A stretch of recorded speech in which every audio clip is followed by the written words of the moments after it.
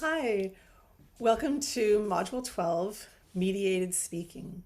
So this week, I'm going to focus mainly on your final presentation because you're going to be giving it through a medium online, mainly Zoom. If you have another software you want to use, that's totally fine. But we're going to talk about the elements that you can use to make your presentation the best that it can be, from framing to lighting to positioning to background. And we'll be talking about that in this lecture, as well as the information that you'll be reading this week. So the recordings that I have in there are from LinkedIn Learning. So it's about perfecting eye contact when you are working online, using hand gestures in your video, positioning your camera so there isn't too much room, and also so you're not too close or too far away. Is also talking about how to look good on camera, going into lighting, positioning, your posture, etc. One of the things I want you to make sure that you pay attention to is your backdrop. As I've been watching your videos throughout this, some of you have really worked hard to curate your backgrounds, but I want you for your final presentation to be really aware of the image that you want to project and the background that you would like to have. Is this going to be a fun presentation? Is it quirky? You can make your background a little bit quirky. Where I live, there is nowhere in my house that I can have, that I can position my laptop that there is not a fan sticking out of my head. So I do use a virtual background when I'm presenting to people outside of my team or outside of my department, just to sort of hide all the mess that's behind me. But you're totally welcome to use your own background. In fact, some people go to great lengths to create this fantastic background, whether it's bookshelves or if it's toys or whatever it is you're interested in, and it can reflect your personality. So you can consider that. What I don't want to see, if you use virtual backgrounds, I want them to be very simple. So either use the blur or something like what I'm using, which is just a very basic background. Please don't use the northern lights or the palm trees in the wind. All of that is very distracting. Might be fine for a meeting that you're in, but as a presenter, they're very distracting. Also, you have to realize when you're using gestures with a virtual background, your hands sort of, as you can see, your hands sort of blur. So be careful of that. If you get too far away, you're going to lose your hand. Too close. So just things to pay attention to. And you can kind of play around with it once you start practicing. Also check your posture. I'm fortunate to have a standing desk, so I stand when I present always. If you're not used to standing and presenting, be really careful that you don't start swaying, because this is something where we can get into. So make sure that you are standing still, your feet are planted. If you don't have a standing desk, you can use a regular desk. Just make sure that you've raised your camera so it's at eye level. You're not looking up at it or looking down at it. And if you're sitting, sit on the edge of your seat, because that's going to help you with your posture, and make sure you don't start slouching and you're sitting upright. Also, dress for the occasion, right? No pajamas, at least that we can see. And you're gonna have to check your tech. Right before I recorded this whole thing, my sound wasn't on, so I have to go back, and now I'm recording it again. And it happens, so check your tech. The other thing I want you to do for this final presentation, I am recording this in Zoom, and if you'll notice, my video is quite large. The way to do that, when you share your screen, drag your thumbnail of you, drag it to make it larger. The key here is you cannot record to the cloud. If you record to the cloud, for some reason, this does not stay, and you'll go back to the little tiny image of you. I need to see a large enough image of you so I know what you're doing. Are you using hand gestures? I can see your eyes clearly. So make sure you drag that video so it's large enough. The other thing with this is you cannot be using dual monitors. You have to only use a single monitor. Again, don't know why, but if you do that, it will not record it. It'll go back to the little thumbnail.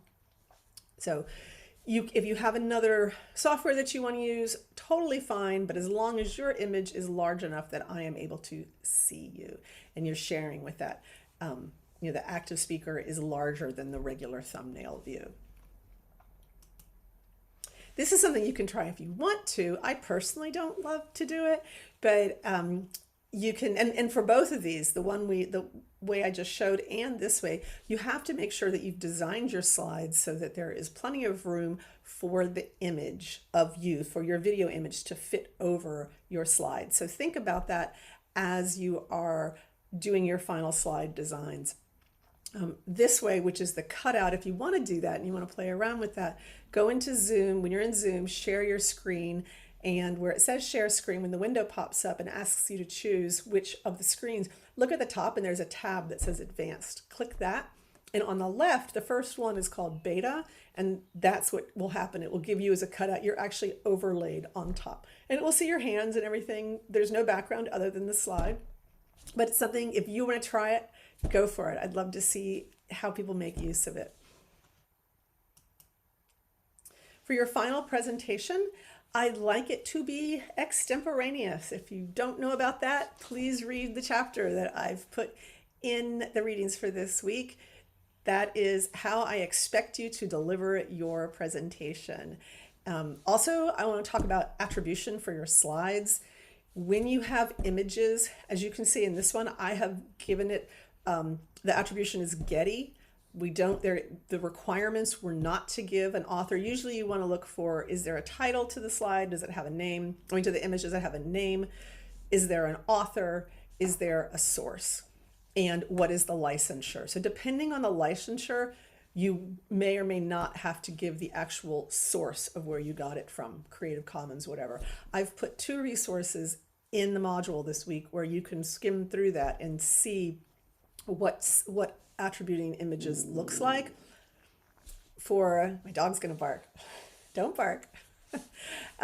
So for attribution, you see how I've got it very small. I've got it right on top of the image. You can do it that way. You can do it if you have if your image doesn't take up the whole border of the screen, you can put it underneath it, but attach it right to the image. Don't put it on the bottom right. Put it right next to the image so we know that that attribution is for that image or illustration. Also, your introduction. At the very beginning, when you gave me your outline for your final presentation, I made comments on it. I hope that you have gone back and addressed those. Really want you to pay attention to those introductions. We want to have a hook. We want to grab the audience's attention. Are you telling a story? Is the story in the timeline? Or have you thought of a way to use some of the techniques to tell great stories when you are starting? Remember, a story has to have a beginning, middle, and end, but not necessarily in that order. And finally, rehearse. You're going to have to rehearse. You cannot have a script. I will know if you have a script. You cannot read this. I will know if you are reading it. Trust me. So the best way to do it, to make it extemporaneous, is to have bullet points and use those to develop your talk.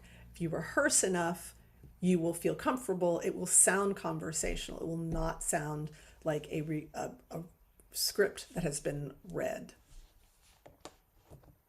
So finally, for your homework for this week, the first one is to do an informational video. And this is, I want you to choose any subject you'd like, and you're going to teach us about it. It can be about, I think the examples I have in there are about interoffice. If you've got office conflict, what are some of the things that you can do? What are 3 things you can do to avoid or to disseminate diffuse any office conflict? Also, you could do it on like TikTok, how to make a TikTok video, or what's the best filter to use and where do you find it, and give us it's going to be an informational and instructional, where actually your audience would be able to take what you've done, what you've told us, and actually implement it or do something. So if you've got any questions, give me a shout. Remember, your final presentation is due April 22nd, so it's coming up. All right, have a nice week.